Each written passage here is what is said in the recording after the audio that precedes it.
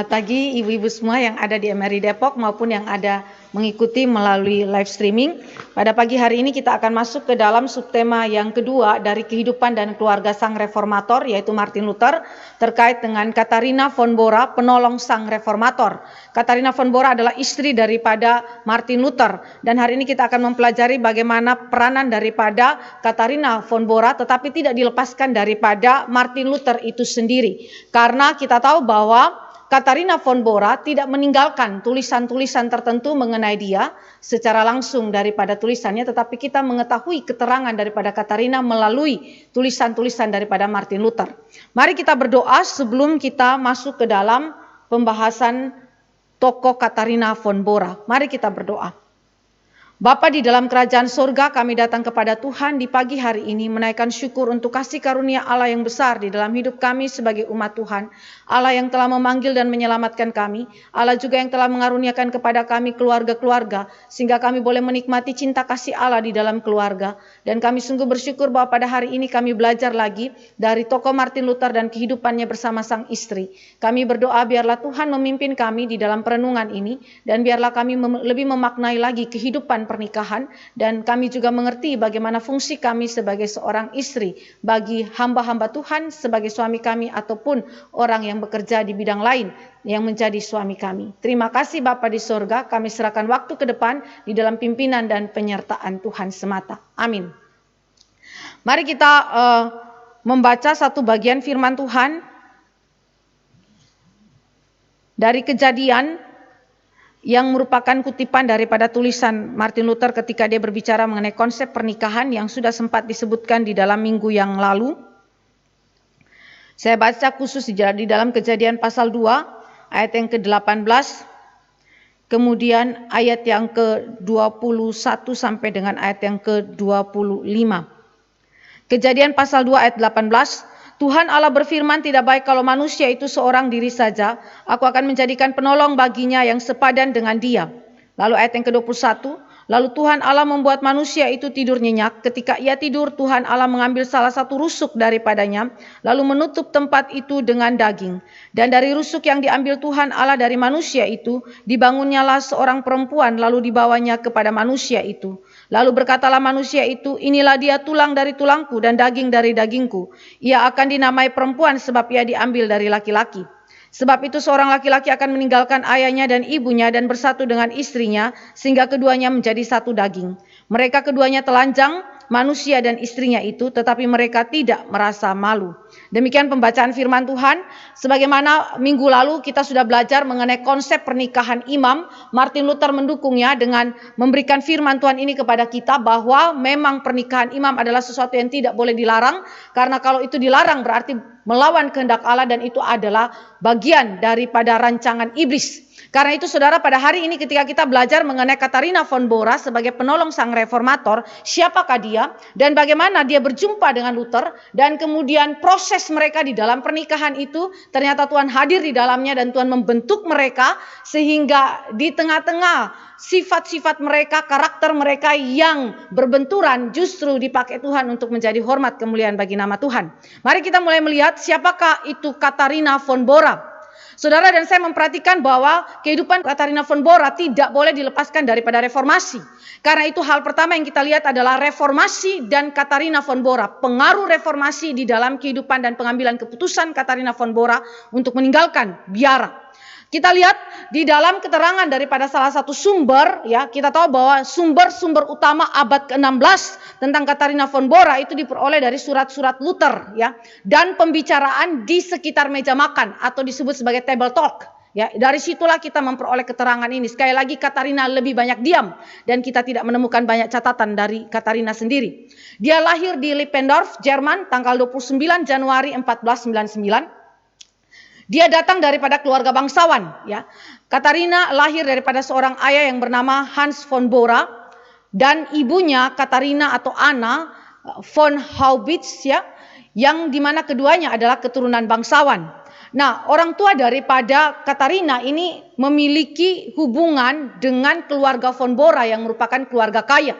Dan mereka pada waktu itu memiliki tanah, ya. Mereka adalah tuan-tuan tanah. Tetapi sekalipun demikian, keluarga internal atau keluarga dekat daripada Katarina itu adalah tidak kaya, ya, tidak kaya, sehingga walaupun dia bangsawan tetapi levelnya itu level rendah di dalam kelas bangsawan. Nah, saudara, waktu kita melihat ke dalam pendidikan daripada Katarina von Bora itu pada usia 5 tahun dia dididik di sekolah biara Benediktin di Brenna, ya, pada akhir 1504 atau awal 1505. Ini adalah sesuatu hal yang biasa terjadi pada zaman itu, di mana anak-anak dimasukkan ke dalam biara dan kemudian dididik di sana. Nah, waktu usia 10 tahun, ayah daripada Katarina ini menikah, dan kemudian Katarina itu dimasukkan ke dalam biara Merintron, ya, Merintron yang dimana di situ ada bibinya dan kepala biaranya juga adalah keluarga daripada Katarina von Bora. Dia masuk di situ pada usia 10 tahun dan pada usia 16 tahun dia mengambil kaulnya, yaitu kaul selibat sebagai seorang biarawati. Nah, saudara yang dikasih oleh Tuhan Yesus Kristus, kalau kita memperhatikan kehidupan daripada Katarina seperti ini, maka dia adalah seorang yang sebenarnya memiliki kualitas pendidikan yang baik, ya. Dikatakan di dalam salah satu tulisan bahwa dia selama mengalami pendidikan di Brenna, dia mendapatkan pendidikan yang terbaik, dan apalagi dia masuk di biara Merintron dan di sana dia juga dididik di dalam pendidikan yang terbaik. Sehingga kalau kita katakan Katarina von Bora di dalam wajahnya, kalau saudara lihat di slide, dia tidak cantik. Tetapi di dalam kecerdasannya, kemampuan intelektualnya itu sangat baik. Ya, sehingga waktu saudara dan saya berjumpa di dalam keseharian hidupnya nanti setelah dia keluar dari biara, dia sangat disukai oleh orang-orang yang berintelektual. Karena memang Katarina adalah seorang wanita yang cerdas, ya, seorang yang dididik di dalam pendidikan yang tinggi. Ya. Dan dia menikah dengan Martin Luther pada tanggal 13 Juni 1525. Dikarunia 6 anak, ada Hans, ada Elizabeth yang meninggal pada usia kira-kira 8 bulan, Magdalena, Martin, Paul, dan Margareta. Di sisi lain, Luther dan juga Katarina itu memiliki 11 anak angkat lainnya. Jadi total ada 17 anak, ya, yang mereka itu pelihara di rumah mereka. Jadi banyak sekali, ya, rumah itu bukan rumah yang sepi, tetapi rumah mereka adalah rumah yang padat, penuh dengan kerepotan, ya, banyak sekali dengan kebisingan juga karena banyak anak-anak di sana, dan juga banyak orang-orang para tamu yang mendatangi rumah mereka karena Luther yang begitu terkenal itu, dan mereka banyak sekali ingin untuk mengetahui pemikiran-pemikiran Luther. Jadi rumah daripada Martin Luther dan juga Katarina von Bora bukanlah rumah yang sepi. Lalu Katarina itu meninggal di Jerman, di Torgau, tanggal 20 Desember 1552 pada usia dia yang ke-53 tahun, ya. Jadi ini adalah seorang yang sungguh-sungguh mengasihi Tuhan. Nanti sampai akhir hidupnya pun saudara dan saya melihat bahwa dia adalah seorang yang mengasihi Tuhan. Baik, kita lihat bagaimana pengaruh daripada reformasi itu kemudian menggerakkan hati daripada Katarina von Bora, dan akhirnya dia keluar daripada biara dan kemudian dia memasuki suatu kondisi kehidupan yang diperbaharui, yaitu masuk dalam pernikahan nantinya. Tahun 1519 itu Luther berkhotbah di kota Grima, ya. Kota Grima dekat Nimbesen, di mana tempat biara daripada Katarina von Bora itu berada. Dia berkhotbah mengenai anti monastik, ya. Kita tahu di pertemuan sebelumnya bagaimana dia mengkritisi mengenai kaul selibat, anti monastik. Nah, kata-kata daripada Martin Luther ini segera mempengaruhi biara Merintron dan kemudian biara-biara lainnya, ya. Apa saja yang dikatakan oleh Luther terkait dengan khotbah dia di Grima? Para biarawan dan biarawati harus kembali hidup ke dalam masyarakat, ya. Jadi tidak boleh hidup menyendiri di Menara Gading, sendiri membiara lalu kemudian membuang kehidupan kemasyarakatan, sehingga para biarawati bahkan tidak tahu pekerjaan-pekerjaan rumah, ya. Apa yang harus dikerjakan dalam rumah tangga, memasak dan lain-lain, saudara, itu mereka tidak tahu. Kenapa? Karena mereka mengambil diri mereka, membuat isolasi tersendiri di biara, ya. Karena itu Luther berkata bahwa para biarawan dan biarawati harus kembali ke dalam kehidupan masyarakat. Yang kedua, di dalam khotbah daripada Luther dikatakan bahwa para biarawan dan biarawati bebas dari ikrar atau kaul yang dipaksakan. Jadi ini adalah sesuatu yang kemudian kembali mengingatkan kepada kebebasan Kristen yang minggu lalu juga kita sudah renungkan. Ketiga, Luther berbicara bahwa dia sangat berbahagia melihat para rohaniawan mengambil seorang istri walaupun Luther sendiri tidak ingin menikah. Saudara perhatikan khotbah dia tahun 1519 itu tidak mengindikasikan bahwa dia itu ingin menikah ya. Dia mengatakan bahwa dia memang tidak ingin menikah karena dia menganggap bahwa itu bukan bagian dari panggilan dia. Ya, dia sudah memilih untuk melajang saja, sehingga di dalam khotbahnya itu dia bilang dia senang melihat rohaniawan lain menikah tetapi tidak dengan dia. Karena dia tahu bahwa panggilan dia adalah untuk melajang. Itu adalah awal-awal daripada kehidupan Luther tahun 1519 sebelum dia itu menikah. Bahkan Luther sendiri berkata bahwa dia tidak ingin menikah karena dia sudah terlibat secara luas di dalam persoalan reformasi ya saudara. Yang kemudian di mana dia itu berkhotbah dengan berapi-api untuk melawan segala doktrin ajaran yang sesat yang ada di dalam gereja. Dan dia harus menghadapi beragam kesukaran yang diakibatkan oleh pembaharuan tersebut. Misalnya Luther dicap sebagai bidah. Luther dikutuk oleh paus ya. Luther itu dianggap sebagai pelanggar hukum dari kekaisaran Romawi ya, sehingga dia dikejar-kejar ya. Dia dikejar-kejar. Dia seperti buronan ya, sehingga dia mengkhawatirkan kalau ada orang yang menikah dengan dia, bagaimana kalau dia mati lebih cepat? Kasihan pengantinnya itu nanti akan menjadi janda. Sehingga Luther mengatakan bahwa lebih baik dia tidak usah menikah. Dan bahkan dia saat itu di tahun sekitar 1524 sampai dengan 1525 terjadi pemberontakan dari kaum tani, sehingga Luther memikirkan untuk dia sebaiknya lebih tidak menikah, sebaiknya dia tidak menikah ya. Jadi ini adalah konteks di mana Luther berkhotbah, tetapi di saat yang sama dia mendorong orang lain untuk menikah, tetapi dia sendiri mengambil keputusan untuk tidak menikah. Nah, ketika khotbah itu disampaikan ya, ada keponakan daripada pemimpin biara Grima di situ yang mendengar khotbah daripada Luther, lalu seluruh hasil catatan daripada Luther, traktat daripada Luther itu disebarluaskan dan kemudian mempengaruhi kehidupan daripada biarawati, termasuk di dalamnya adalah Katharina von Bora. Apa yang terjadi terhadap para biarawati ketika mereka membaca traktat atau khotbah daripada Luther tersebut? Biarawati itu makin hari itu menjadi ragu-ragu terhadap panggilan mereka, terhadap kaul mereka. Jadi para biarawan itu berpikir, apakah hidup mereka itu di belakang tembok biara sungguh-sungguh diperkenankan Allah sebagaimana yang mereka bayangkan? Apakah memang hidup di dalam biara adalah hal yang berkenan kepada Tuhan? Mereka mulai ragu. Biarawati mulai meragukan hal-hal demikian. Mereka mulai memikirkan dengan detail, mempertanyakan apakah panggilan mereka ini benar atau tidak. Panggilan mereka ini berkenan kepada Allah atau tidak. Yang kedua, ada ketidakpuasan dan protes terhadap kehidupan biara. Mereka menemukan ada kecacatan, ada kontradiksi antara Alkitab dan kehidupan membiara. Aturan-aturan yang dibuat oleh gereja, sebagaimana yang sudah kita bahas di minggu yang lalu. Sehingga muncul ketidakpuasan, muncul protes di dalam kehidupan daripada para biarawan dan biarawati. Lalu yang ketiga, adanya keyakinan yang kokoh di dalam hati daripada para biarawan dan biarawati bahwa meninggalkan kaul atau keinginan untuk bebas dari kaul bukan dosa. Ya, karena itu bukan dosa, berarti itu adalah sesuatu yang bisa saya lakukan, bisa saya itu perbuat tanpa ada tekanan apapun dari pihak luar. Jadi adalah sebuah kebebasan yang dibicarakan oleh Luther dan sekarang begitu mempengaruhi kehidupan daripada biarawan biarawati. Akhirnya mereka mengambil keputusan untuk kemudian apa? Bebas. Tinggalkan kaul itu, tinggalkan segala sesuatu yang mengikat kehidupan mereka karena itu bukan dosa. Itu bukan dosa ya. Sekali lagi, kaul yang tidak bersesuaian dengan firman Tuhan tidak perlu kita mengikatkan diri di dalamnya karena itu adalah sesuatu yang tidak berkenan kepada Tuhan. Ya, ini adalah prinsip yang kemudian mempengaruhi kehidupan daripada para biarawan dan biarawati. Dan Katharina von Bora tergerak dengan hal demikian pada waktu ya tahun 1523. Tahun 1523 Katharina von Bora beserta 11 biarawati lainnya merancangkan pelarian mereka ya. Jadi mereka berniat untuk melarikan diri daripada biara Marintron ini ya.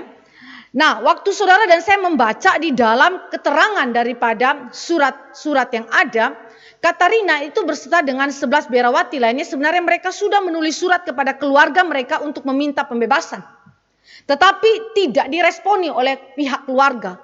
Sehingga Katharina diam-diam bersama dengan 11 biarawati itu menulis surat kepada Luther mengenai keinginan mereka untuk bebas keluar daripada biara ini.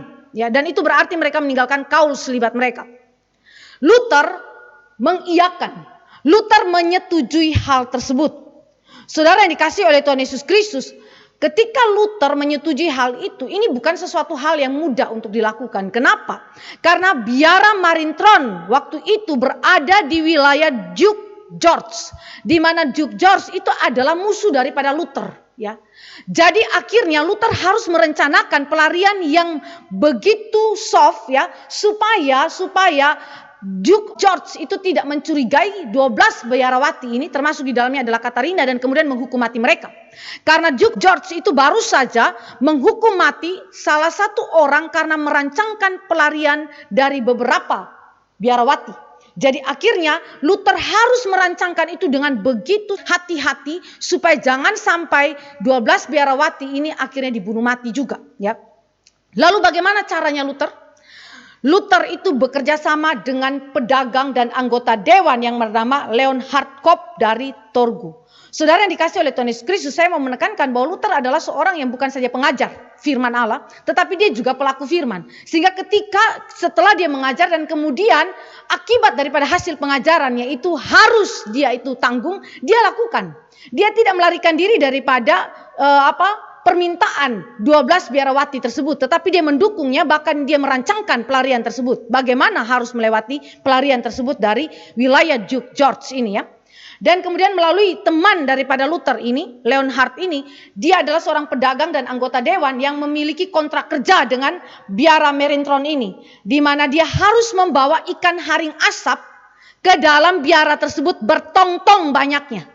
Jadi pada malam tanggal 4 April 1523, biarawati itu ditaruh di atas kereta di mana ada tong-tong ikan itu, lalu mereka dimasukkan di antara tong-tong itu dan ditutupi sehingga tidak kelihatan bahwa di dalam kereta itu, di antara tong-tong itu ada para biarawati yang disembunyikan. Ya, jadi mereka dibawa malam hari oleh Leonhard menuju bukan ke Wittenberg, tapi menuju ke teman daripada Luther di wilayah Torgau, yaitu Adipati Frederick, ya. Dibawa ke tempat itu dan kemudian begitu mereka tiba di sana, apa yang mereka lakukan? Semua biarawati itu menyanyikan lagu Paskah, karena pada waktu itu adalah waktu Paskah. Mereka menyanyi dengan sorak-sorai, mereka mengatakan bahwa Kristus sudah bangkit, bebas dari ikatan-ikatan maut.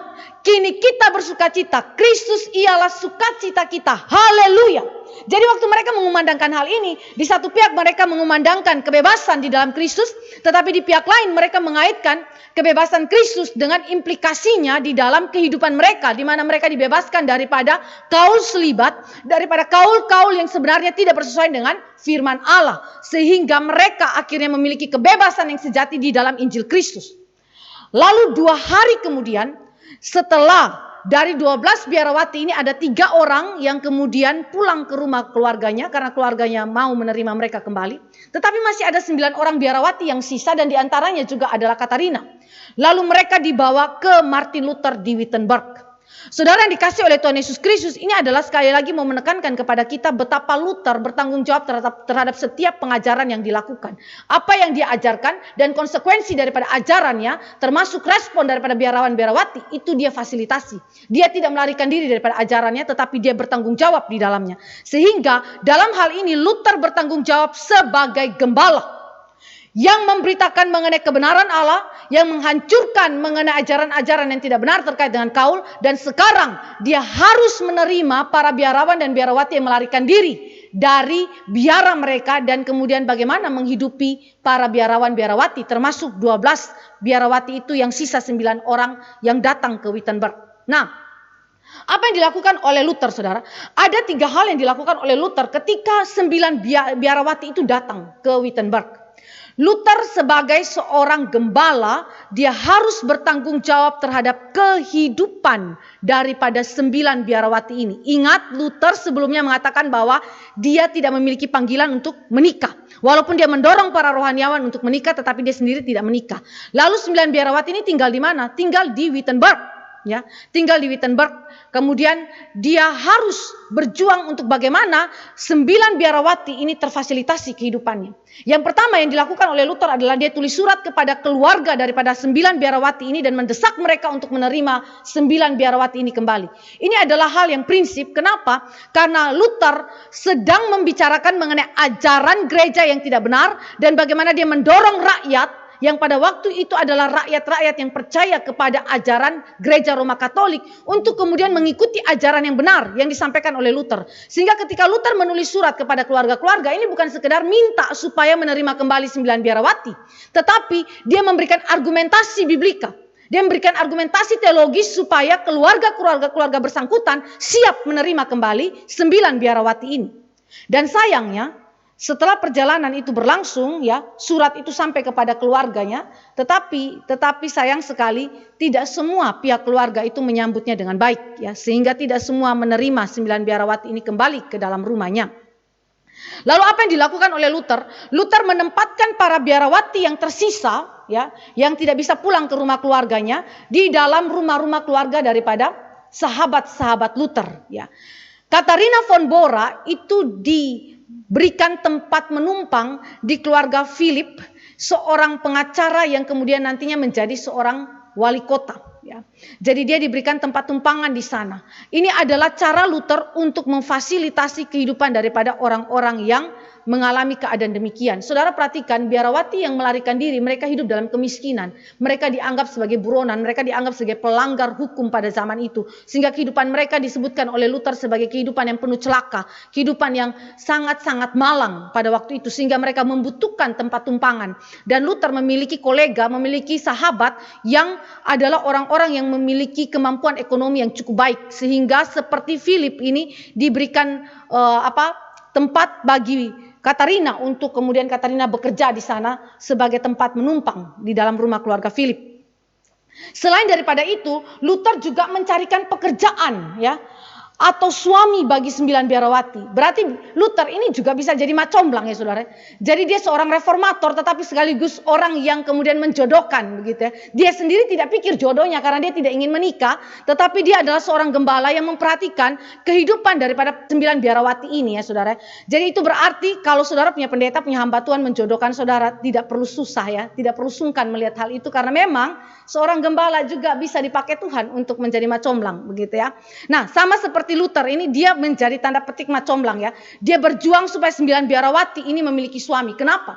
Pada zaman itu seorang wanita kalau tidak punya suami itu sangat-sangat tidak menyenangkan. Hidup mereka akan hidup dalam kondisi yang malang. Apalagi seperti biarawati yang melarikan diri. Mereka sudah miskin, tidak punya suami, berarti hidup mereka akan seperti gelandangan. Karena itu mereka harus punya suami pada waktu itu. Sehingga saudara, apa yang dilakukan oleh Luther?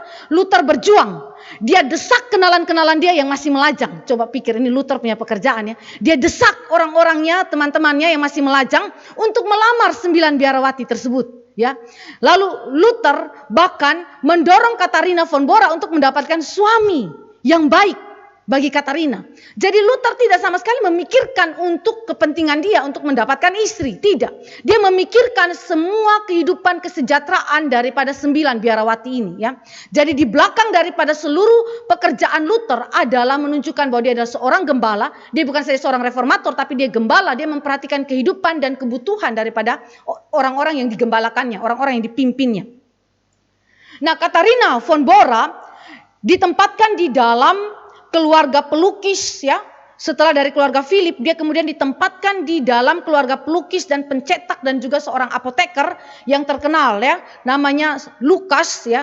Lukas Cranach, ya, the elder. Dia adalah seorang yang sangat dekat dengan Luther, ya, teman dekat Luther juga, dan kemudian Katharina bekerja di sana sebagai pembantu rumah tangga. Nyonya Cranach itu begitu senang dengan Katharina karena Katharina orangnya cekatan. Katarina adalah seorang yang tidak pemalas. Seorang yang sangat bekerja dengan baik dan cepat belajar. Sehingga pekerjaan-pekerjaan rumah tangga yang tadinya biarawati itu tidak ketahui karena mereka masuk ke dalam biara, kerjanya cuma doa, ya hafal nyanyian mazmur dan hal-hal lain yang ditugaskan oleh gereja. Jadi pekerjaan-pekerjaan rumah tangga, memasak dan hal-hal lain mereka tidak tahu. Tetapi waktu dia bekerja sebagai pembantu rumah tangga di keluarga Kranak ini, maka dia belajar banyak hal tentang pekerjaan-pekerjaan sebagai seorang pembantu rumah tangga. Dan Nyonya Kranak begitu suka, begitu senang dengan Katarina. Bahkan Katarina adalah seorang yang cerdas sehingga pada waktu dia melayani tamu-tamu daripada Nyonya Kranak ini, saudara, ada seorang raja Denmark, ya, seorang raja Denmark, ya, yang bernama Raja Christian II, itu memberikan kepada dia cincin emas. Saking begitu bagusnya pelayanan daripada Katarina dan kecerdasan Katarina di dalam bercakap-cakap dengan para tamunya, sehingga dia dihargai dengan cincin emas oleh seorang raja dari Denmark yang bernama Raja Christian II. Yang kelak cincin emas inilah yang nanti dipakai dalam pernikahan bersama Luther, ya. Saudara yang dikasih oleh Tuhan Yesus Kristus, dengan demikian kita menemukan bahwa Katarina adalah bukan seorang yang saja cerdas di dalam intelektual, tetapi memiliki kecekatan di dalam bekerja, terutama juga di dalam pekerjaan rumah tangga yang baru dipelajarinya. Nah, di dalam kondisi seperti ini terdapat kisah cinta daripada Katarina von Bora yang saya sebutkan sebagai cinta yang kandas. Kenapa, saudara? Karena di dalam kehidupan Katarina sebagai seorang pembantu rumah tangga, dia berjumpa dengan Hieronymus, ya. Ini adalah seorang mantan murid dari rekan ilmiah Luther yang bernama Philip Melanchthon dan putra dari keluarga Nuremberg yang aristokrat dan konservatif. Jadi ini adalah orang kaya. Dan mereka itu saling mencintai satu dengan yang lain. Bukan saja Katarina yang mencintai dia, tetapi mereka berdua itu saling mencintai. Karena saudara yang dikasih oleh Tuhan Yesus Kristus, perhatikan kenapa dia disukai oleh kaum intelektual, kenapa dia disukai oleh orang-orang kaya, karena kecerdasan. Ya. Bukan soal kecantikannya saja, tetapi kecerdasan dia di dalam bercakap-cakap, kemampuan argumentasi dia dan seterusnya. Nah, tetapi sayangnya, Hieronymus ini ketika menyampaikan niat hatinya itu kepada keluarganya tidak menyetujui. Orang tua dari Hieronymus tidak menyetujuinya. Kenapa? Karena mereka berkata bahwa menikahi seorang biarawati yang melarikan diri adalah sesuatu yang tidak menguntungkan. Itu sesuatu yang bercela, itu sesuatu yang tidak baik. Sehingga akhirnya tanpa ada surat menyurat, tanpa ada kabar, Hieronymus pergi dan meninggalkan Katarina. Katarina terus menantikan, dan saudara tahu siapa yang berjuang untuk membawa kembali Hieronymus kepada cintanya Katarina? Luther. Luther menulis surat khusus kepada Hieronymus dan meminta kepada Hieronymus untuk kemudian kembali kepada Katarina. Kenapa? Karena Katarina belum menaklukkan cintanya kepada orang lain, ya.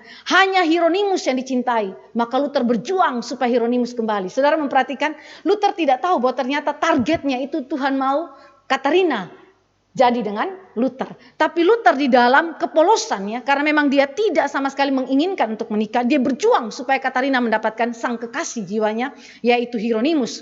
Tetapi akhirnya Hieronymus menikah dengan seorang putri daripada bangsawan yang kaya pada zaman itu. Dan pada waktu itu Katarina mengetahuinya, dan Katarina mengetahui bahwa ternyata keluarganya tidak merestuinya karena Katarina seorang biarawati, ya. Akhirnya dia patah hati di situ. Tetapi Luther masih terus berjuang supaya Katarina mendapatkan suami, ya.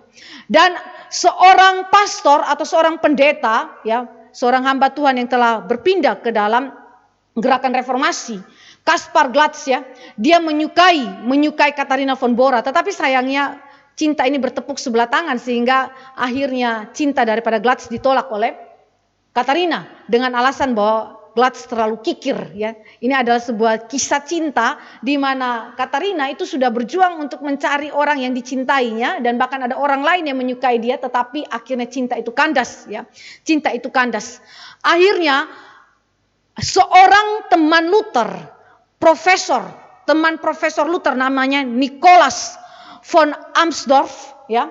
Dia kemudian memediasi Katarina. Saudara perhatikan bagaimana mereka begitu memperhatikan kebutuhan pernikahan daripada biarawati. Ini bukan sekedar hanya urusan dinikahkan, tetapi di belakang itu adalah konsep pernikahan yang begitu penting, di mana setiap manusia dipanggil untuk menikah. Itu prinsip ya. Sehingga mereka berjuang untuk kemudian orang-orang yang sedemikian mendapatkan suami ya. Melalui mediasi daripada rekan Profesor Luther yang bernama Nikolaus von Amsdorf ya. Dia mengatakan kepada Katarina supaya Katarina itu menerima Glatz. Luther juga mendorong Katarina supaya menerima Glatz sebagai suaminya. Luther bahkan berkata bahwa Katarina, kamu jangan pilih-pilih suami, ya, terima saja begitu. Tetapi Katarina berkata kepada Nikolaus, bilang sama Luther, bilang sama Profesor Dr. Luther, jangan paksa saya, jangan desak saya untuk menikah dengan Glatz. Tapi beritahu Luther, jika kamu Luther atau engkau Nikolaus yang melamar saya tidak akan berkata tidak. Wah, langsung kalimat to the point ya saudara ya. To the point dari Katarina ya. Jadi Katarina itu juga punya tipikal laki-laki yang dia harus pilih menjadi sang suami ya. Bahkan Luther pun dia tembak langsung saat itu ya saudara ya. Jadi ini seorang perempuan yang cukup berani ya. Dia bukan saja cerdas secara intelektual dan juga memiliki kecekatan di dalam bekerja, tetapi juga dia adalah seorang yang to the point ya. Berani dalam mengungkapkan apa yang menjadi isi pikiran dia. Dan ini yang nanti kemudian menjadi cikal bakal perkelahian dia dengan Luther di dalam rumah tangga nantinya. Baik, saudara, mari kita lihat apa yang kemudian menjadi kontroversi daripada pernikahan Luther. Kalau tadi saudara saya melihat bagaimana reformasi mempengaruhi Katharina von Bora sehingga dia mengambil keputusan untuk meninggalkan kaul selibat dan kemudian mengikuti ajaran daripada Luther. Dan sekarang kita melihat bagaimana kontroversi pernikahan Luther. Luther mengambil keputusan untuk kemudian menikahi Katharina von Bora. Saudara yang dikasihi oleh Tuhan Yesus Kristus, mari kita lihat keputusan Luther. Keputusan Luther adalah sebuah keputusan yang mendadak, tanda petik ya. Tetapi ini bukan tanpa pergumulan. Ada pergumulan di belakang ini yang kemudian Luther itu ungkapkan nantinya di dalam tulisan dia. Tetapi memang keputusan dia untuk menikahi Katharina von Bora adalah keputusan yang begitu mendadak ya. Di dalam tanggal 30 November 1524 sampai dengan tanggal tersebut Luther masih menulis kepada sahabatnya Spalatin itu tentang spekulasi Argula yang berbicara mengenai kemungkinan pernikahan daripada Luther. Siapa itu Argula, saudara? Argula itu adalah salah satu murid perempuannya Luther, ya, yang berbicara dengan terus terang ketika 1,5 tahun Katharina itu tinggal bersama dengan dia. Lalu dia bicara terus terang kepada Luther untuk desak Luther supaya Luther itu menikah dengan Katharina. Jadi dia berbicara adanya kemungkinan pernikahan daripada Luther walaupun Luther tidak ingin menikah. Lalu di dalam tanggal 30 November 1524 Luther menulis kepada Spalatin mengenai spekulasinya Argula ini, ya, murid perempuan daripada Luther yang tinggal 1,5 tahun bersama dengan Katharina. Dia bilang begini, saya bersyukur atas apa yang ditulis Argula tentang rencana pernikahan saya. Namun demikian perasaan saya sekarang dan yang saya rasakan sejauh ini saya tidak akan menikah. Ya, ini tahun berapa? 1524, November 1524. Jadi perasaan dia sampai saat itu adalah dia tidak akan menikah. Tanggal 16 April 1525, Luther menulis lagi kepada Spalatin temannya dia dengan kelakar. Ya, hati-hati bahwa saya yang sama sekali tidak memikirkan pernikahan tidak akan menyalip Anda. Perhatikan kalimat ini, tidak akan menyalip Anda, pelamar yang terlalu bersemangat. Luther dengan bercanda mencatat bahwa dia memiliki tanda petik 3 istri secara bersamaan. Karena ada 9 biarawati yang sudah mendapatkan suaminya. Tetapi ada 3 sisa yang masih bersama-sama dengan Luther di Wittenberg, ya, yang belum punya suami. Salah satunya di dalamnya adalah Katharina. Sehingga Luther itu bercanda dengan temannya. Dia katakan bahwa dia memiliki tanda petik 3 istri secara bersamaan, ya. Istri ketiga yang hampir tidak bisa saya pegang dengan tangan kiri saya. Ini adalah sebuah referensi lucu untuk 3 biarawati, ya, yang dimana termasuk Katharina, yang dimana dia harus menanggung kehidupan mereka selama mereka hidup di Wittenberg, ya. Jadi saudara, ini adalah kalimat Luther, bukan Luther itu punya keinginan dosa seks, bukan saudara, tetapi dia sedang bercanda kepada temannya bahwa dia punya tanggungan 3 perempuan yang lain di mana dia harus menghidupi mereka, membiayai makan minum mereka dan segala apa yang mereka butuhkan, ya. Karena pencarian akan suami itu belum didapatkan sampai pertanggal 16 April 1525, sehingga dia harus menanggung kehidupan daripada 3 biarawati ini. Nah, saudara yang dikasih oleh Tuhan Yesus Kristus, sampai di dalam tanggal 16 April 1525, Luther masih belum berpikiran untuk menikah. Ya, Luther masih belum berpikiran untuk menikah. Sampai di mana kalimat daripada Katharina von Bora yang tadi diucapkan kepada Nicholas itu secara to the point, tetapi kita tidak tahu persis kalimat itu diucapkan di dalam tanggal berapa. Tetapi yang kemungkinan terjadi adalah kira-kira di dalam tahun 1525 hal itu diungkapkan oleh Katharina von Bora. Ya. Luther tanda petik dilamar oleh Katharina von Bora. Jadi waktu saudara dan saya melihat hal ini, maka tidak ada sesuatu hal yang salah jika seorang perempuan mengungkapkan cinta kasihnya kepada laki-laki yang dicintainya atau ditaksirnya. Jadi tidak harus laki-laki saja yang menjatuhkan cinta, tetapi wanita pun boleh menjatuhkan cinta. Ya, di dalam hal ini tidak bersalah. Ya, jadi dikatakan tanda petik ya dilamar. Ini bukan soal lamaran resmi, bukan tentunya, tetapi Katharina memang mengungkapkan itu kepada Nicholas. Ya, dia mengatakan bahwa jika Nicholas atau Luther sendiri akan meminang, ya, Katharina tidak akan mengatakan tidak. Dengan kata lain, Katharina terbuka kepada 2 orang ini, karena 2 orang ini profesor, saudara, ya. Profesor, ya. Jadi saudara, sekali lagi saya mau tekankan bahwa Katharina adalah seorang yang juga tidak sembarangan memilih pasangan hidupnya, tetapi dia sungguh-sungguh menggumulkannya di hadapan Tuhan. April 1525, saudara, dan saya melihat bahwa Luther itu mengunjungi orang tuanya di Mansfeld untuk berkhotbah mengenai pemberontakan petani, karena pada tahun 1524 sampai 1525 terjadi pemberontakan petani. Dan kemudian dia pergi ke rumah orang tuanya di Mansfeld, mengunjungi orang tuanya, tetapi sekaligus berkhotbah mengenai pemberontakan petani yang dia tentang. Nah, pada waktu dia mengunjungi rumah orang tuanya, sekaligus dia membicarakan mengenai keputusannya untuk menikah. Ada penafsir yang mengatakan bahwa kira-kira 20 tahun hubungan Luther dan ayahnya itu begitu tegang, ya, akibat dia mengambil keputusan untuk berpindah dari ahli hukum menuju kepada seorang teolog, seorang biarawan, ya. Jadi punya hubungan yang tidak begitu baik, harmonis dengan ayahnya, tetapi pada waktu dia berkunjung kepada ayahnya pada tahun 1525, hubungan itu mulai mencair, ya, mencair apalagi dengan niat Luther untuk menikah. Sehingga ada penafsir yang mengatakan bahwa kemungkinan besar Luther menikah ini juga untuk menyenangkan hati sang ayah. Jadi keluarganya, orang tuanya kembali memiliki hati yang hangat, hati yang penuh kasih, lagi relasi yang baik kembali dengan Luther setelah Luther itu menikah. Ya. 4 Mei 1525, surat Luther kepada John Rihel, ya, penasehat di Mansfeld, ya.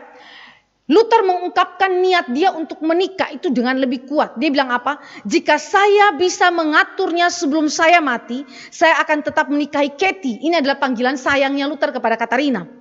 Saya akan tetap menikahi Katie saya untuk mengesampingkan setan. Jadi ini berbicara mengenai tindakan Luther untuk melawan segala upaya daripada gereja Roma Katolik yang menetapkan kaul selibat, ya. Sehingga dia bilang dia akan tetap menikahi untuk mengesampingkan setan itu sendiri. Jadi melawan segala ajaran-ajaran setan yang tidak berkenan kepada Tuhan.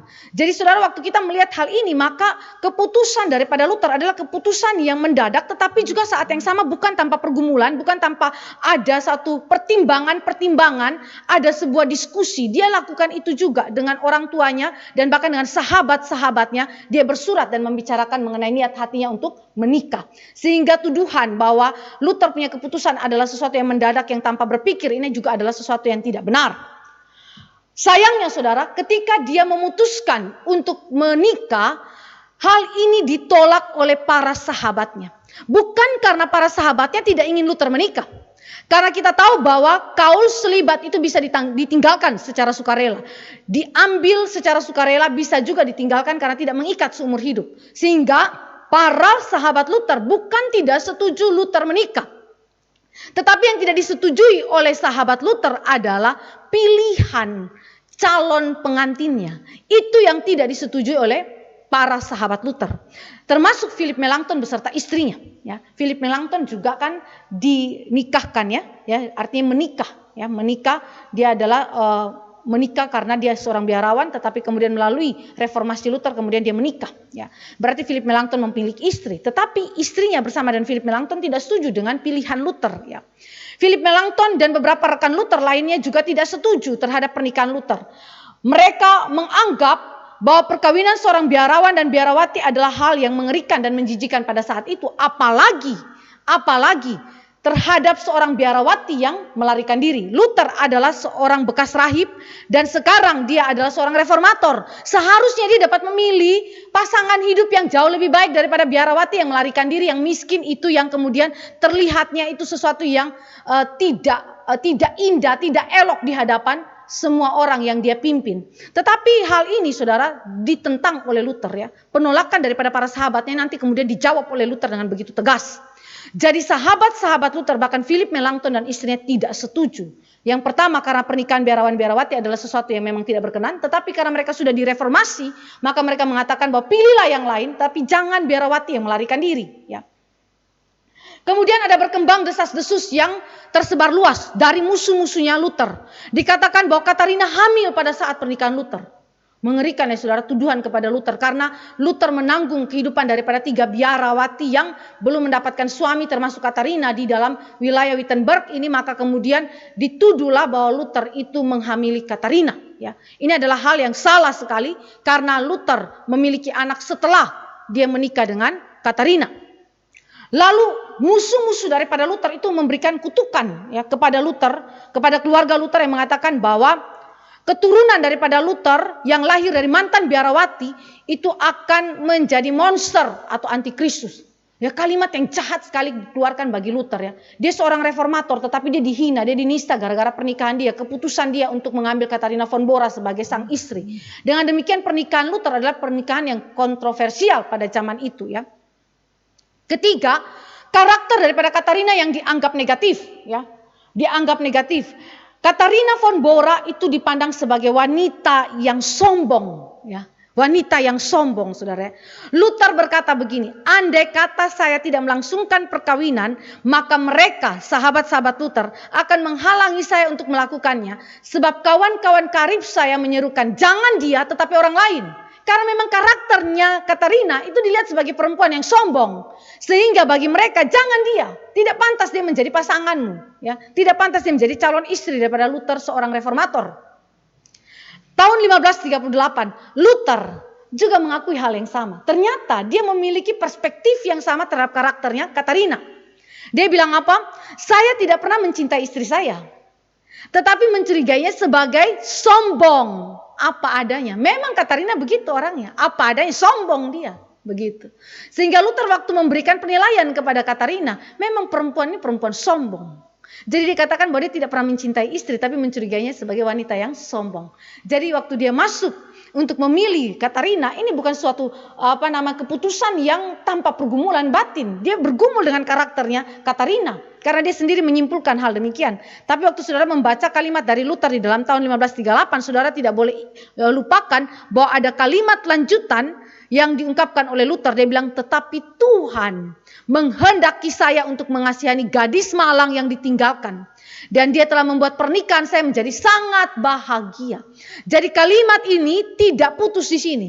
Kalimat ini dilanjutkan oleh Luther dengan apa? Tetapi Tuhan menghendaki saya untuk mengasihani gadis malang yang ditinggalkan. Dan dia telah membuat pernikahan saya menjadi sangat bahagia. Jadi Luther di satu pihak mengakui karakter Katharina yang negatif, tetapi di pihak lain dia mengakui kedaulatan Tuhan. Bahwa memang Tuhan menghendaki dia untuk menikahi Katharina. Dan Allah bekerja membuat pernikahannya menjadi sangat bahagia. Ya. Jadi sekalipun menikah dengan perempuan yang demikian, Luther tetap melihat ini di dalam kedaulatan Tuhan. Karena Luther sendiri pun adalah seorang yang penuh dengan kelemahan. Nanti kita lihat bagaimana kelemahan daripada Luther. Bagaimana jawaban Luther terhadap kontroversial yang ada mengenai pernikahan Luther. Baik kepada musuh-musuh Luther maupun kepada sahabat-sahabat Luther. Luther berpikir demikian dan dia menuliskannya di dalam tulisannya. Dia berkata, pernikahannya adalah pengakuan bahwa Allah tidak menghendaki orang-orang percaya menarik diri dari dunia dan mematikan tabiat alamiah mereka, tetapi Ia menghendaki supaya seluruh kehidupan disucikan oleh Roh-Nya. Ini adalah kalimat Luther yang begitu penting, karena ketika Luther mengambil keputusan untuk menikah, yang menjadi pertimbangan keputusan Luther itu bukan soal jatuh cinta. Jatuh cinta itu adalah salah satunya, tetapi itu bukan yang terutama. Sehingga keputusan alasan pernikahan Luther itu terletak kepada tanggung jawab Luther di dalam memprovokasi peristiwa yang sudah mendorongnya keluar daripada keamanan dunia monastik, ya. Jadi ini adalah sebuah tanggung jawab terhadap pengajaran yang Luther berikan anti monastik. Maka dia harus ambil keputusan untuk menikah. Karena dengan pernikahan itu, Luther akan menunjukkan bahwa apa yang dia ajarkan adalah benar. Dan kemudian dia mulai menjalani bagaimana pergumulan di dalam kehidupan pernikahan. Sehingga dia dapat membicarakan pernikahan dengan lebih hidup. Ya, karena dia sendiri menghidupi pernikahan itu. Ya, jadi saudara waktu melihat keputusan daripada Luther menikah bukan semata-mata karena urusan jatuh cinta. Luther sendiri mengakui bahwa dia tidak mencintai sang istri. Begitu. Tetapi yang dia ambil adalah langkah ini karena kehendak Allah. Yang pertama-tama karena kehendak Allah. Allah ingin kita tidak mematikan tabiat alamiah. Tabiat alamiah yang minggu lalu kita sudah renungkan mengenai apa? Hasrat seks, hasrat cinta kasih yang kudus yang Allah berikan kepada manusia sebagai ciptaan. Baik kepada gender laki-laki maupun gender wanita. Itu telah diberikan oleh Allah. Semuanya itu harus dikuduskan bagi kemuliaan Allah oleh pekerjaan Roh Kudus. Sehingga harus ada pernikahan. Sebagaimana ketetapan Allah dalam penciptaan. Maka Luther ambil keputusan berdasarkan ajaran tersebut. Jadi bukan karena jatuh cinta. Ya. Yang kedua, surat Luther kepada sahabatnya, Spalatin, dia mengatakan begini. Saya dihina dan dinista karena perkawinan ini. Saya kira para malaikat akan tertawa dan semua iblis akan menangis. Sebab mereka akan mengerti bahwa melalui perkawinan ini saya meneguhkan pemberitaan Injil dengan suatu perbuatan dan penyerangan terhadap salah satu asas gereja Roma. Jadi kalimat Luther ini merupakan pembelaan Luther terhadap perkawinan dia.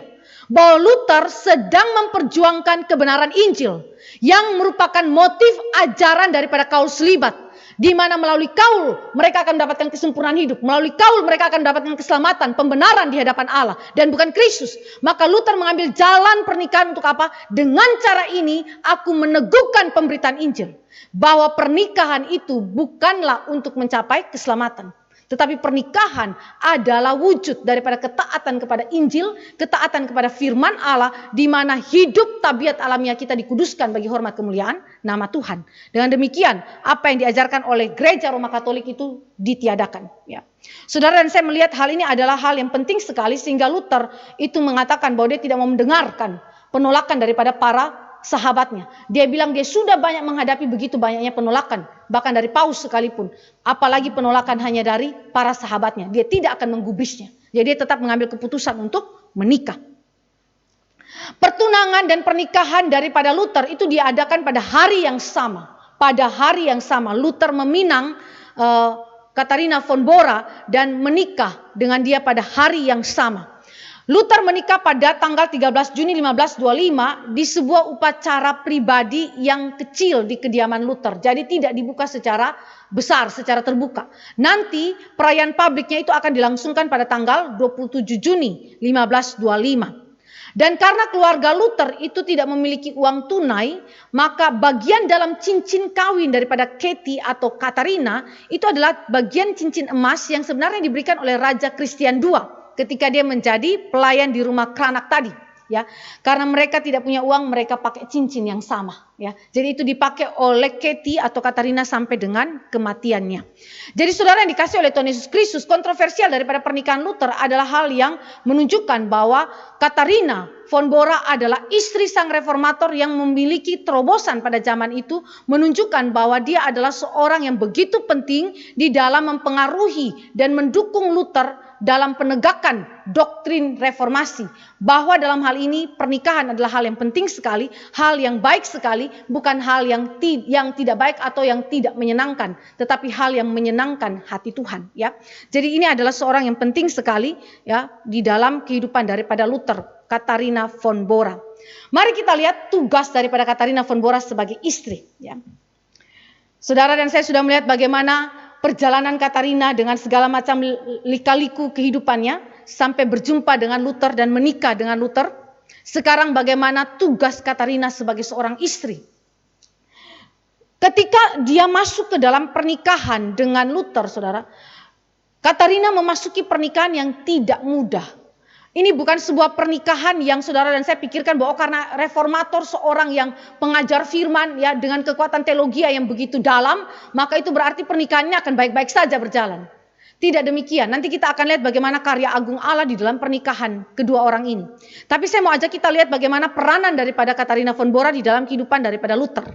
Yang pertama, Luther menyebut Katarina sebagai tulang rusuk Luther, ya. Tulang rusuk Luther. Bahkan dia menyebutnya juga sebagai rantai, ya, yang menjadi pengikat, ya. Luther memberikan kata-kata pujian yang begitu indah kepada Katarina. Walaupun sebelumnya dia menilainya sebagai perempuan yang sombong, tetapi ketika dia masuk ke dalam pernikahan dengan Katarina, beberapa tahun lewat bersama dengan Katarina dan dia mulai memuji sang istri dan mengatakan bahwa dia, Katarina, adalah tulang rusuknya.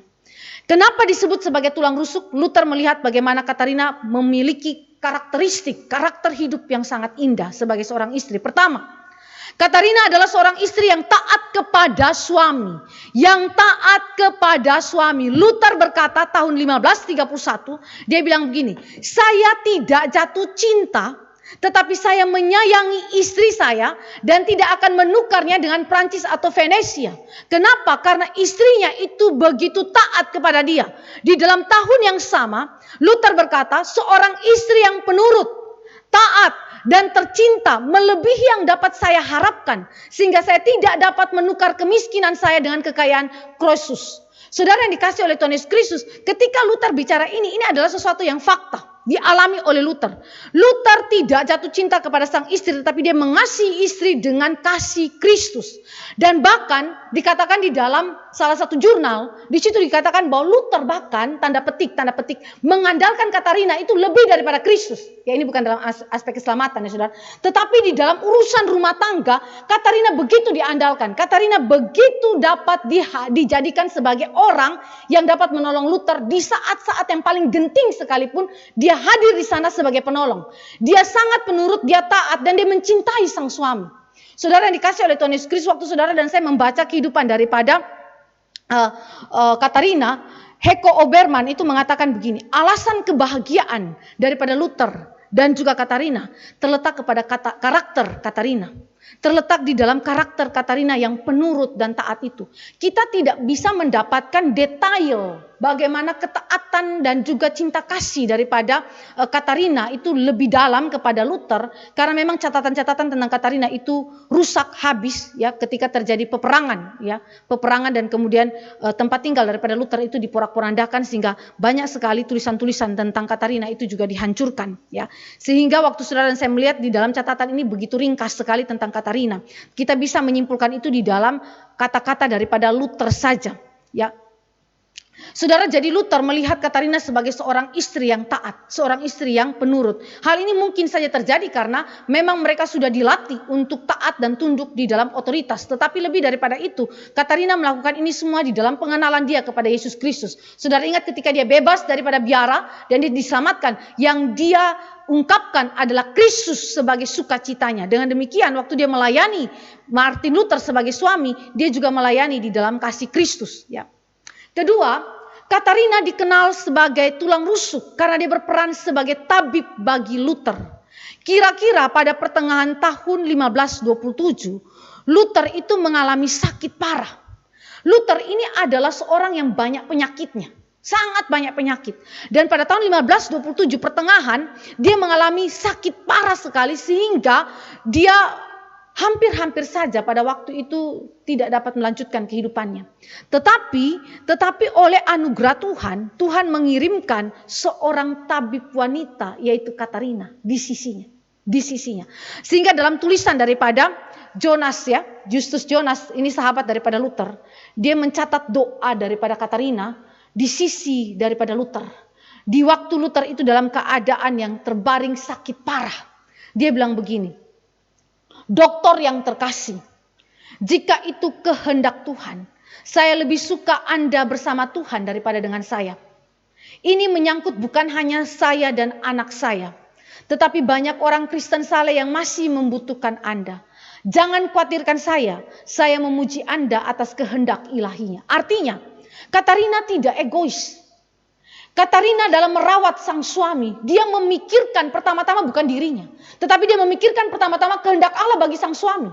Kalau memang dengan penyakit itu sang suami harus pergi kepada Tuhan, ya memang itu kehendak Tuhan. Dia harus menghargai kehendak Allah. Dan dia rela membiarkan sang suaminya pergi. Tetapi di satu pihak dia juga memikirkan mengenai orang-orang Kristen saleh yang lain yang membutuhkan Luther. Yang masih membutuhkan ajaran-ajaran Luther. Tetapi bagi diri dia sangat tidak memikirkannya. Dia mengesampingkan dirinya. Yang dia pikirkan apa? Kehendak Allah.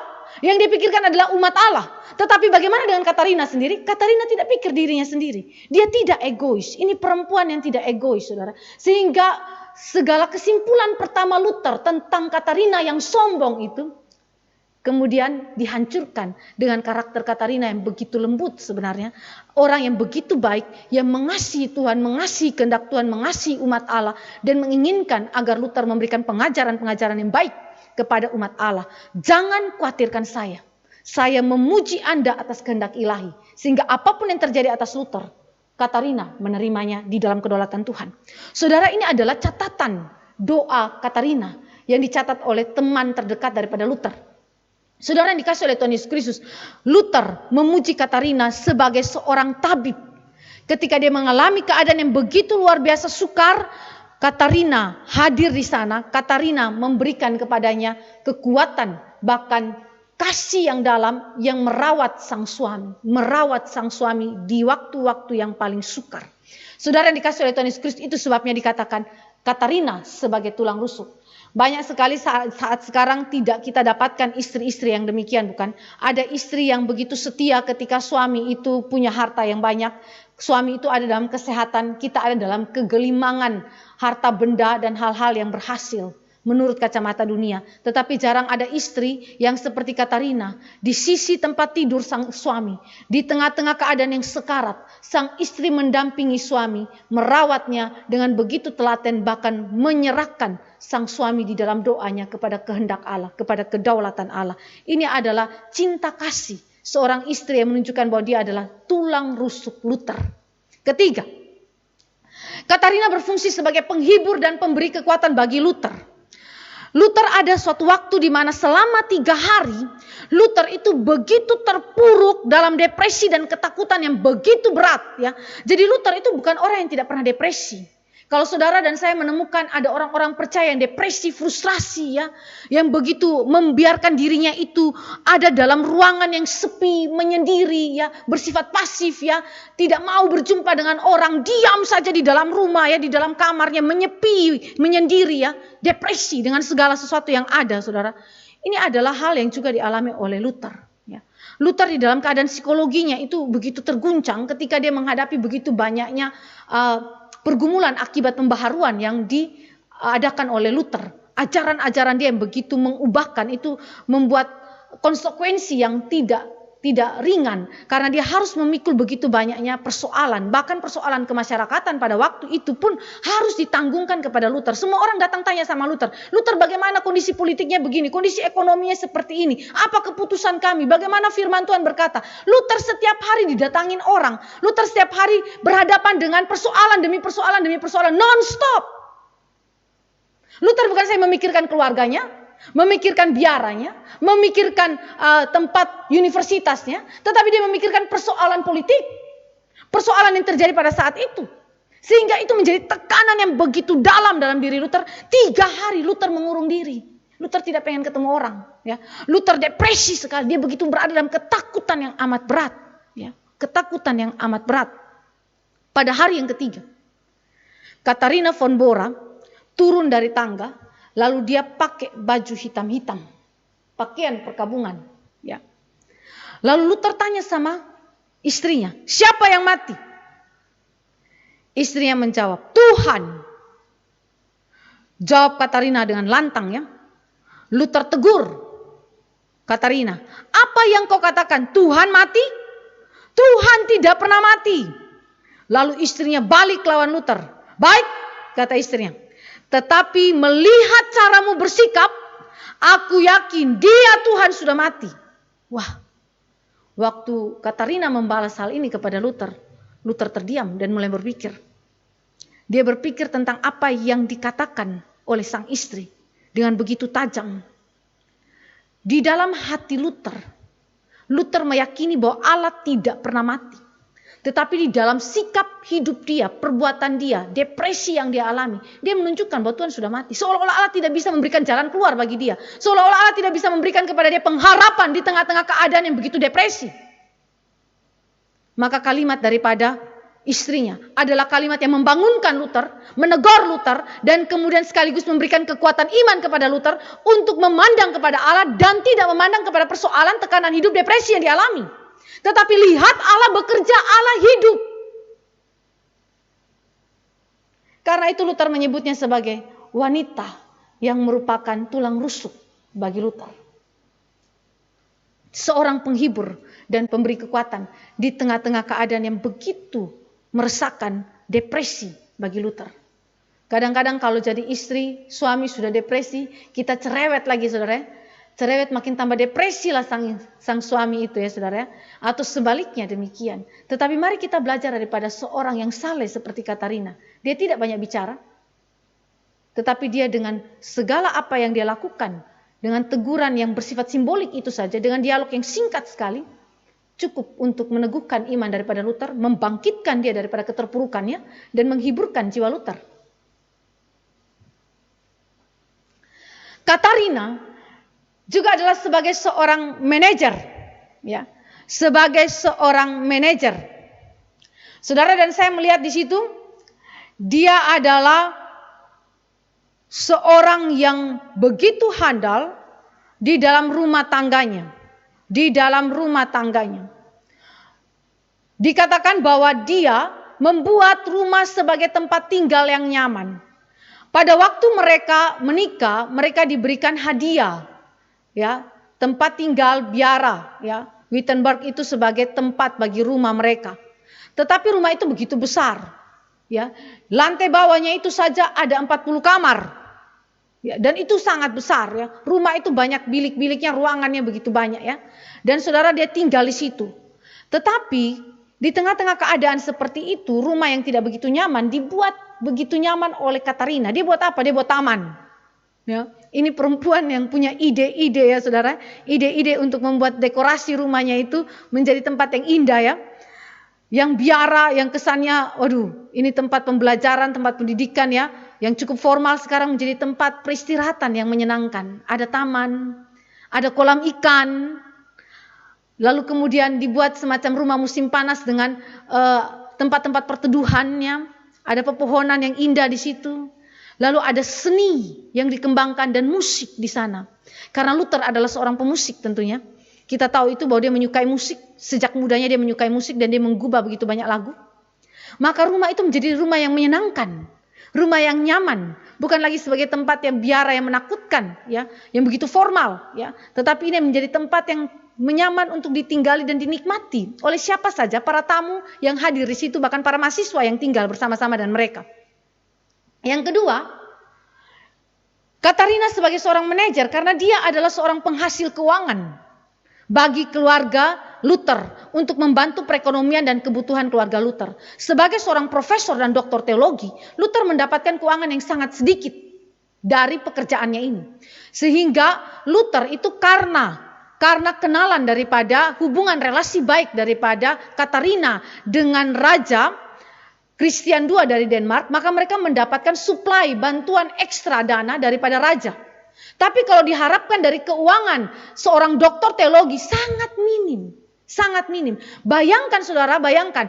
Rumah mereka yang paling bawah, lantai bawah saudara, itu 40 kamar. Dan semuanya penuh orang. 6 orang anak plus 11 anak angkat. Lalu belum lagi keluarga-keluarga daripada pihak Katarina ataupun keluarga dari pihak Luther yang diundang, diajak tinggal bersama-sama di rumah itu. Mahasiswa yang juga datang untuk berbincang-bincang dengan Luther, menginap di situ ataupun para tamu lainnya. Jadi 40 kamar penuh, full. Jadi saudara bisa bayangkan dari mana uang untuk menghidupi, makan, minum para tamu. Jangankan para tamu, keluarga internal saja dengan 6 anak dan 11 anak angkat lainnya tidak cukup. Apalagi sifat Luther yang begitu murah hati, saudara. Luther ini punya tulisan, saudara, itu begitu luar biasa berpengaruh dan dicetak dengan begitu cepat tersebar di wilayah-wilayah Eropa.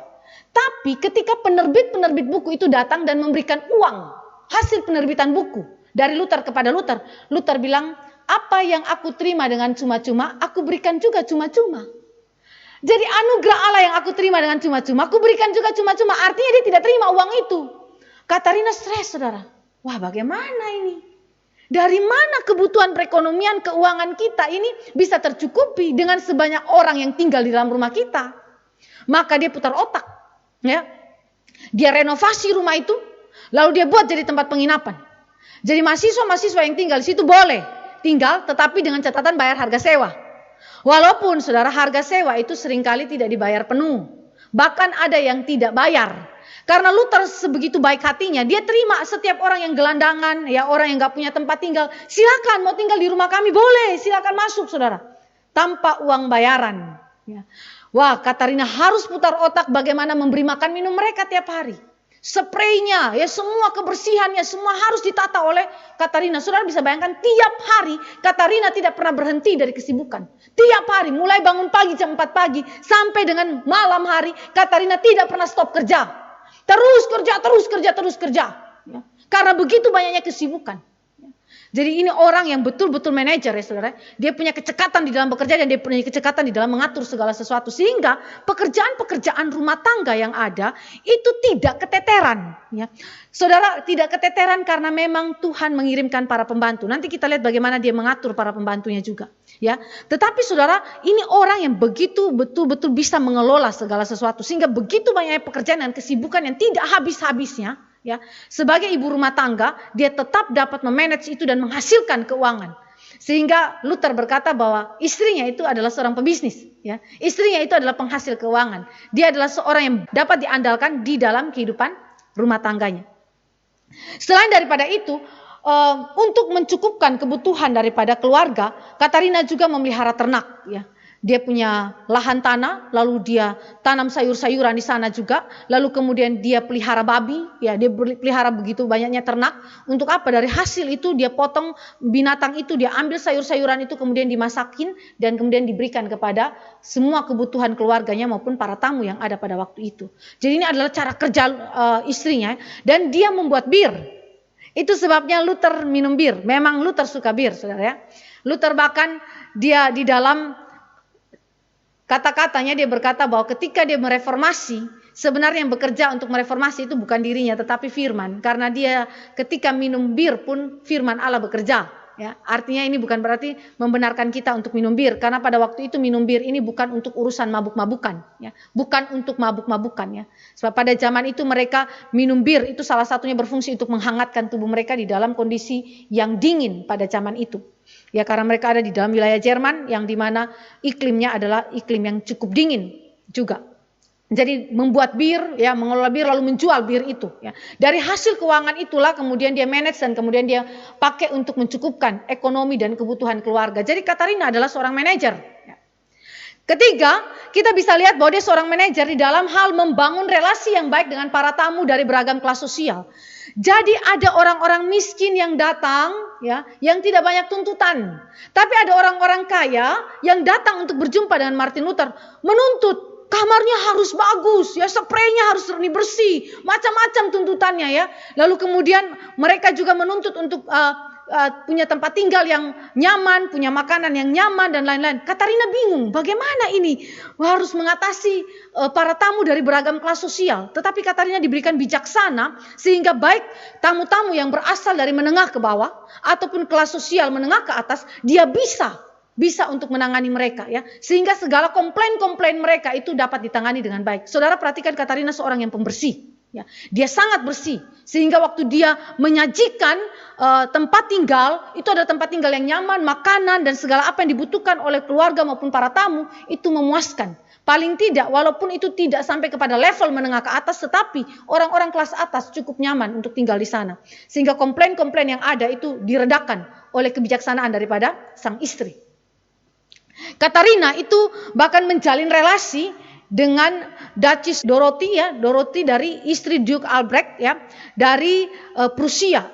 Ini adalah seorang yang sangat-sangat memiliki relasi yang baik dengan Katarina dan juga putri Raja Christian II dari Denmark ya. Bahkan dia memberikan buku himne Luther tahun 1545 ya, yang berisi dedikasi dan tanda tangan tulisan daripada tangan Katarina sendiri. Jadi ini adalah cara Katarina untuk menjalin relasi ya. Luther seorang yang mungkin sulit untuk menjalin relasi dengan cara demikian, walaupun dia tetap surat menyurat tetap berjalan ya, tetap berjalan.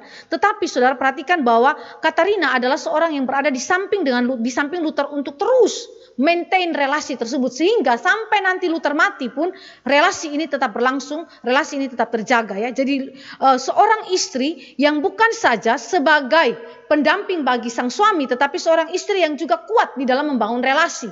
Kadang-kadang suami kalau sudah pendiam, tidak banyak bicara, lalu istri juga pendiam, akan susah relasi terbangun. Tetapi Katarina adalah seorang yang pandai di dalam membangun relasi ya. Yang keempat, dia adalah seorang manajer di dalam hal mengatur anak-anak dan para pembantu sesuai dengan tugas yang telah ditentukan ya. Kita tahu bahwa di dalam kehidupan daripada Katarina tadi saya katakan sibuk sekali, tetapi bibinya itu datang membantu dan beberapa keluarganya itu didatangkan untuk membantu Katarina, dan juga beberapa orang yang ada tinggal bersama dan Katarina itu membantu dia, dan banyak sekali orang yang membantu dia sehingga pekerjaan-pekerjaan yang begitu sibuk dapat tertackle, dapat teratasi dengan baik ya. Jadi saudara dan saya melihat di sini bagaimana istri daripada Luther, seorang yang bukan saja menjadi tulang rusuk dari Luther tetapi seorang manajer ya. Jadi dengan demikian dia ini memenuhi kriteria Amsal 31 tentang seorang istri yang bijaksana. Dan dia juga dikenal sebagai seorang guru ya, seorang guru. Saudara dan saya memperhatikan ada satu karakter daripada Katarina, yaitu dia suka bicara. Dia sangat suka bicara. Ya. Orang yang banyak bicara. Akhirnya Luther itu menyebut dia sebagai tanda petik guru begitu. Karena setiap ada orang yang datang dari luar Jerman dan ingin belajar bahasa Jerman, Luther biasanya tidak banyak bicara. Yang banyak bicara adalah sang istri. Istrinya yang berperan untuk mengajar bahasa Jerman kepada orang-orang yang ingin mempelajari bahasa Jerman. Jadi dalam hal ini istrinya juga berfungsi sebagai guru. Dengan demikian saudara dan saya menemukan bahwa tugas Katarina von Bora di dalam mendampingi sang suami adalah tugas yang tidak mudah. Tugas yang tidak mudah. Kenapa saudara? Karena pada waktu itu saudara dan saya berjumpa dengan begitu banyaknya para tamu yang datang untuk bercakap-cakap dengan Luther dari beragam level. Mahasiswa ataupun yang bukan mahasiswa. Level kelas menengah ke atas maupun level kelas menengah ke bawah. Semuanya itu datang belajar. Bahkan waktu mereka makan di meja makan saudara, itu Katarina tuh seperti tanda petik iri hati dengan para mahasiswanya Luther. Kenapa? Waktu di meja makan, Luther dikelilingi oleh para mahasiswanya. Lalu Katarina di mana? Katarina juga di meja makan, tetapi di tempat yang berbeda dan dikelilingi oleh anak-anaknya. Dia ingin sekali punya waktu bersama suami, tetapi suami terlalu sibuk dengan para mahasiswa lainnya. Saudara bisa bayangkan, pada waktu itu Luther membutuhkan seorang istri yang harusnya bisa mengimbangi Luther. Bahkan Luther dalam seluruh kesaksiannya mengatakan bahwa Katarina sangat menolong di dalam urusan percakapan dengan para mahasiswa yang berintelektual. Karena apa? Karena dia adalah seorang intelektual. Ya. Jadi dengan demikian saudara saya menemukan bahwa Katarina sekali lagi adalah seorang wanita yang berintelektual, seorang wanita yang menjadi pendamping daripada reformator sebagai tulang rusuk dan juga manajer dan guru. Ya, dengan demikian sebagaimana yang saya katakan tadi, Amsal 31 adalah kriteria wanita bijaksana, istri bijaksana yang dipenuhi oleh Katarina. Apakah itu berarti bahwa kehidupan daripada Katarina von Bora adalah kehidupan bersama Martin Luther yang aman-aman saja dalam pernikahan? Jawabnya tentu tidak, bukan? Tentu tidak. Mari kita lihat karya Allah yang agung melalui pergumulan dalam rumah tangga Luther. Ya, kita lihat karya Allah yang agung melalui pergumulan dalam rumah tangga Luther. Saudara, ada perjuangan yang kita bisa pelajari dalam kehidupan rumah tangga Luther. perjuangan yang tidak bisa diabaikan begitu saja, yaitu perjuangan menjadi satu daging. Tadi yang saya sudah katakan dalam Kejadian pasal 2. Ketika dua orang suami istri itu disatukan dalam pemberkatan nikah yang kudus, ini bukanlah suatu perjalanan yang akan mudah untuk dilewati, karena kita adalah manusia yang sudah jatuh dalam dosa. Kalau Adam dan Hawa melewatinya itu di dalam sukacita karena mereka sebelum jatuh dalam dosa, sekarang setelah Adam dan Hawa jatuh dalam dosa dan seluruh generasi dia yang telah jatuh dalam dosa menjalani pernikahan dengan tidak mudah. Akan tetapi sekalipun tidak mudah, Allah tetap berkarya di dalamnya untuk menghasilkan kebaikan-kebaikan bagi kemuliaan Allah melalui pergumulan rumah tangga. Mari kita lihat yang pertama yang dikerjakan Allah di dalam kehidupan daripada Luther dan Katharina von Bora, yaitu perjuangan menjadi satu daging.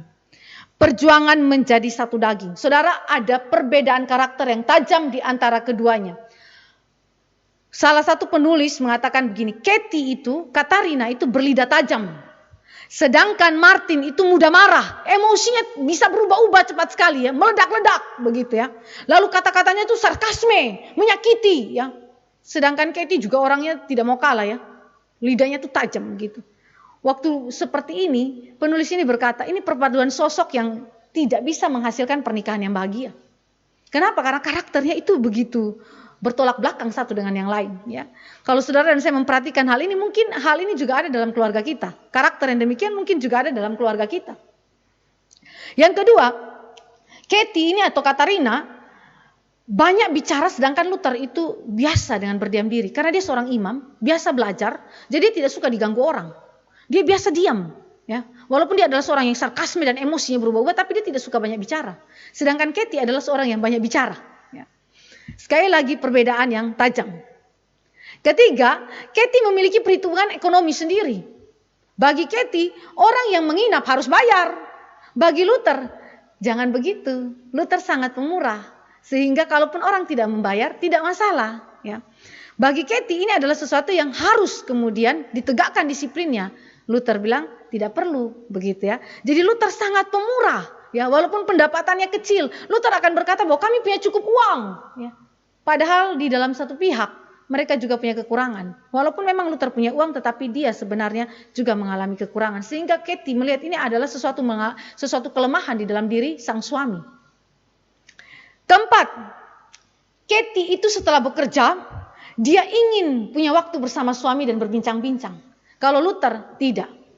Luther maunya apa? Menyendiri, baca buku ya. Dia nggak pengen diganggu. Kalau Katie sudah kerja dari pagi sampai malam, habis itu dia pengen dong bicara sama suami ya, sharing apa yang menjadi pergumulan dia. Makanya dia seringkali menjadi cemburu dengan para mahasiswa itu. Kenapa para mahasiswa itu punya tempat lebih banyak dengan suami daripada dengan istri ya.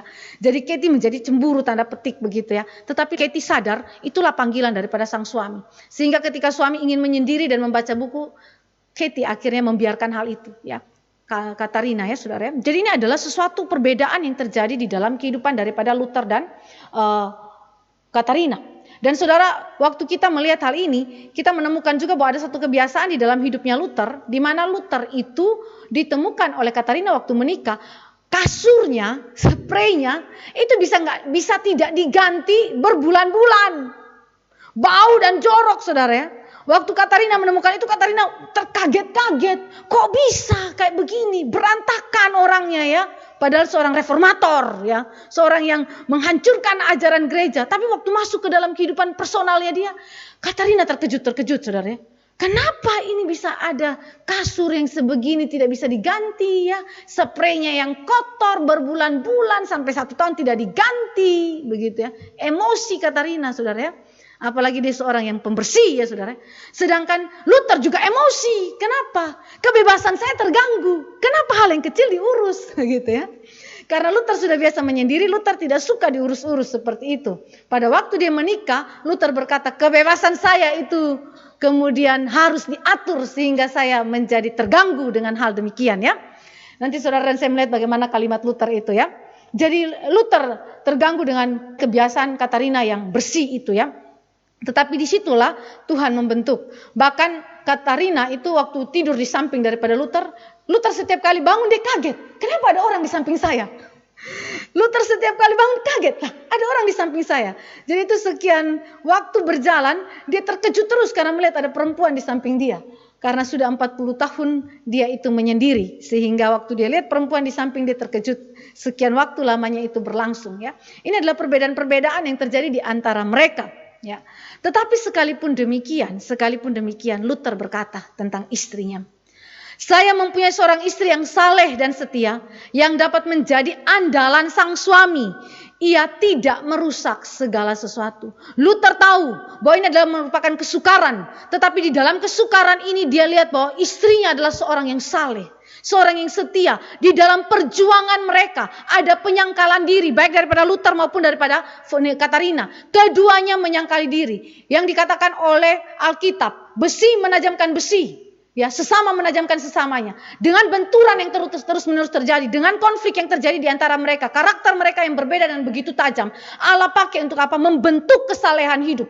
Baik daripada Luther, baik juga daripada Katarina.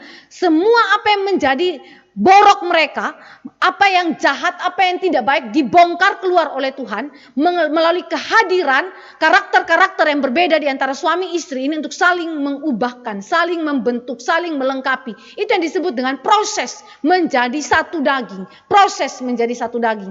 Dan Luther mengatakan ini sebagai perjuangan mereka dalam pernikahan, dan itu adalah bagian dari karya agung Allah. Ya, jadi itu berarti pernikahan bukanlah sesuatu yang mudah untuk dijalani. Jadi bagi kita yang hari ini mungkin orang-orang muda yang akan memasuki pernikahan dengan iming-iming masuk pernikahan itu akan bahagia, ya tidak ada kesukaran, tidak ada penderitaan, tidak ada ratap tangis, konflik, itu adalah sesuatu yang saudara harus buang, ya karena itu adalah kamuflase. Ya. Sebenarnya saudara akan masuk di dalam pergumulan. Tetapi ingat bahwa ada karya Allah yang agung yang melampaui itu semua bekerja dalam pergumulan kita. Sehingga menghasilkan kebaikan dalam kehidupan kita. Kedua, saudara saya melihat karya agung Allah di dalam pergumulan daripada Martin Luther adalah mengenai memegang teguh janji pernikahan mereka seumur hidup. Ya. Memegang teguh janji pernikahan sebagai komitmen seumur hidup. Ya. Pada zaman itu, bahkan sampai hari ini, gereja tidak pernah kemudian mengizinkan terjadinya perceraian yang berada di luar perzinahan. Ya. Jadi itu berarti perceraian hanya mungkin jika ada perzinahan yang terjadi. Tetapi pada zaman itu yang dipegang teguh oleh gereja, bahkan sampai hari ini adalah komitmen perjanjian nikah. Yang tidak boleh diubahkan, tidak boleh dimasuki oleh apapun. Dan itu menjadi perjuangan seumur hidup. Bukan hanya diucapkan di depan hamba Tuhan atau di depan jemaat pada waktu hari pemberkatan nikah. Tetapi seumur hidup janji pernikahan itu, komitmen itu diuji di dalam kurun waktu pernikahan. Luther dan Katarina itu menikah 21 tahun. Ya, 21 tahun. Mungkin ada dari antara saudara yang sudah menikah 50 tahun. Ya, lalu ada yang menikah yang 25 tahun perak, ya. Tetapi mereka, Katarina dan juga Luther menikah 21 tahun. Dan ujian komitmen mereka itu terjadi selama masa mereka menikah. Saudara dan saya lihat di dalam teks ini, dikatakan bahwa saya harus bersabar menghadapi Paus, saya harus bersabar menghadapi pencari-pencari perbantahan, saya harus bersabar menghadapi para pembantu, saya harus bersabar juga menghadapi Katarina von Bora. Kalimat ini sebenarnya mengimplikasikan bahwa dalam mereka menjalani pernikahan, ada masa-masa sukar dalam kehidupan mereka, di mana menuntut kesabaran. Baik daripada Luther kepada Katarina, maupun sebaliknya Katarina kepada Luther. Ada penulis yang mengatakan bahwa kalau Luther itu sabar kepada Katarina, Katarina lebih lagi harus sabar kepada Luther. Ya, dengan kata lain, sebenarnya Katarina perlu ekstra sabar kepada Luther, ya, karena begitu banyaknya gejolak emosi Luther yang sangat-sangat tidak bisa diprediksi, ya, berubah dengan begitu cepat, meledak dengan begitu cepat, ya saudara. Tetapi Katarina begitu sabar, seperti demikian juga Luther sabar kepada Katarina. Jadi kesabaran ini diuji di dalam komitmen hidup mereka tiap hari, ya, bergumul dengan persoalan-persoalan dari eksternal keluarga daripada Luther ataupun internal keluarga Luther, semuanya diuji di dalam konflik. Jadi konflik adalah sarana, alat, pergumulan yang Allah pakai untuk kemudian membentuk keutuhan komitmen kita, jalinan cinta kasih di dalam komitmen kita untuk semakin teguh sampai dengan maut memisahkan kita. Itu yang terjadi dalam kehidupan daripada Luther dan Katarina. Bahkan di dalam kisah Katarina itu merawat Luther, waktu dia merawat dengan begitu cinta kasihnya, saudara, Luther itu melihat betapa komitmen sang istri itu dipertaruhkan di situ. Dia memberi diri dia begitu dalam kepada sang suami. Di tengah-tengah keadaan yang begitu sekarat daripada suami, dia memberi dirinya begitu dalam merawat suami dengan tangannya sendiri, ya, tanpa ada perawat yang lain. Ya. Dia yang terus merawat sang suami. Jadi saudara, komitmen kita diuji baik dalam keadaan sehat, dalam keadaan sakit, dalam keadaan duka, maupun dalam keadaan sukacita, atau dalam keadaan ekonomi yang bangkrut, ekonomi yang berkekurangan, atau dalam keadaan ekonomi yang berkelimpahan. Semuanya dipakai Tuhan untuk menguji kita dan memperkuat komitmen pernikahan kita sampai dengan maut memisahkan kita. Itu yang dialami oleh Luther. Termasuk di dalam hal ini membutuhkan kesabaran. Kesabaran.